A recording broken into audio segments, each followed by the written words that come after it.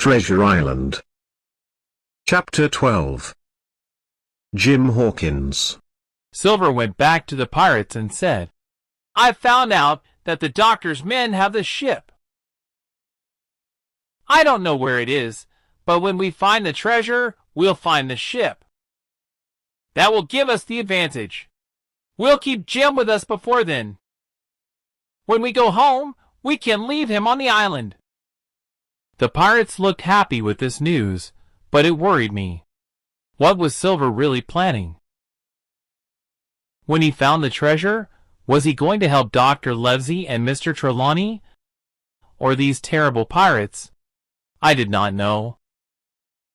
We all left the fort. The pirates were carrying supplies, spades, and their weapons. We then got into the small boats and looked at the map to see where we should go. We took the boats down a river. Then we left them and walked through some tall trees. The pirates attached me to Silver with a rope so that I could not escape, and we walked up a hill. We walked for many hours. It was very hot, but this side of the island was very beautiful, with many flowers and birds. Then we heard a shout. Morgan was looking at something with a frightened face. It was the skeleton of a man lying on the ground. "The skeleton is pointing north," said Morgan. "He is," said Silver. "I think this was one of Flint's games. He killed the man and put him there." "Flint was a terrible man," said Morgan. The pirates looked worried, and when we continued, they were much quieter. Suddenly, we heard a voice singing from the trees in front of us. "That sounds like Flint," said George. "Flint's dead," said Silver. "It is someone playing a trick." Then the voice called out, "McGraw, bring me a drink, please." "That was what Flint said just before he died," said Morgan. Now the pirates all looked very frightened. "Listen, men," said Silver. "There's a lot of treasure near here. I don't think that was Flint. I think it was Ben Gunn." "I thought he was dead, too, but I'm not frightened of him," said George. The pirates looked happier and continued walking, although Dick looked tired and ill. Soon we saw a very tall tree. The tree was on our map, and we knew that we were now close to the treasure. I could see that all the pirates were excited. Silver, too, looked different. His eyes looked crazy and dangerous, and I thought he would do anything to go home safely with the treasure. The pirates all ran to the bottom of the tree. George was in front of them, but he suddenly stopped with a cry. "Look," he said. We saw what he was pointing at. Near the bottom of the tree, there was a big hole in the ground. Someone had been there before us. The treasure was gone. The pirates said nothing, but I could see that Silver was already making a plan. "Take this and be ready for trouble," he said quietly, and he gave me a gun.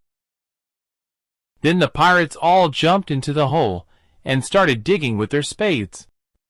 Perhaps there was treasure still there. Morgan found a gold coin and held it up for the others to see. "1 coin! You told us there was 700,000 pounds here." "Silver," shouted George angrily. "You knew about this, didn't you?" The pirates looked very angry. They climbed out of the other side of the hole, looking dirty and hot. "Let's get them, men," said George. Suddenly, there was the sound of guns from the trees.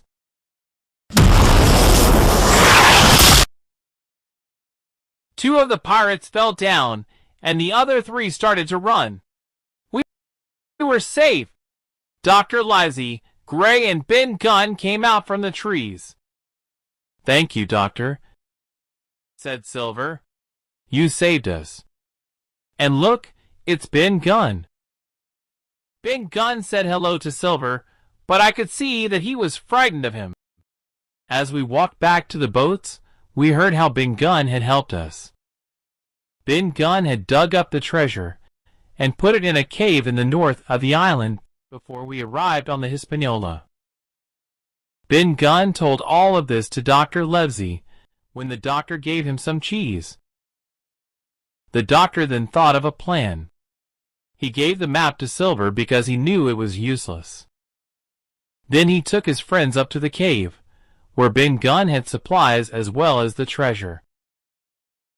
When he knew that Silver was taking me and the men to look for the treasure, the doctor came back with Ben Gunn and Gray. To slow the pirates down, Ben Gunn sang a song to frighten them.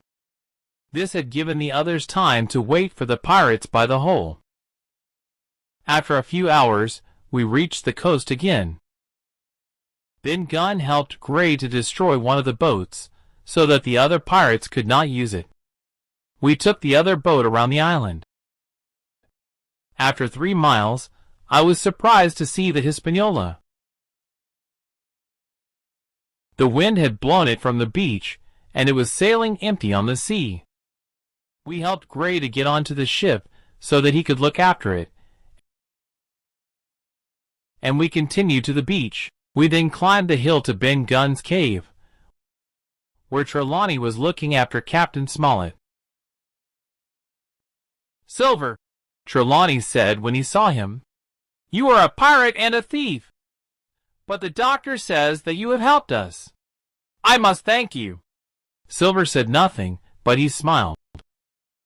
Inside the big cave, Captain Smollett was lying by a fire. Behind him, I could see lots of coins and gold. It was Flint's treasure. The next morning, we began to take the treasure down the hill to the boat. It was heavy work, and it took us days to move all the coins and gold. We knew there were still 3 pirates on the island. We looked for them all the time, but we did not see them again. We decided to leave the island without them, but we left some food and medicine. It was a difficult journey back on the Hispaniola because the crew was so small. Captain Smollett lay on his bed and told us what to do. After a few days, we reached a town in South America, where we went to find more people for our crew. When we returned to the Hispaniola later that day, Ben Gunn told us that Silver had taken a boat and some money. He was gone, but nobody was sad about that.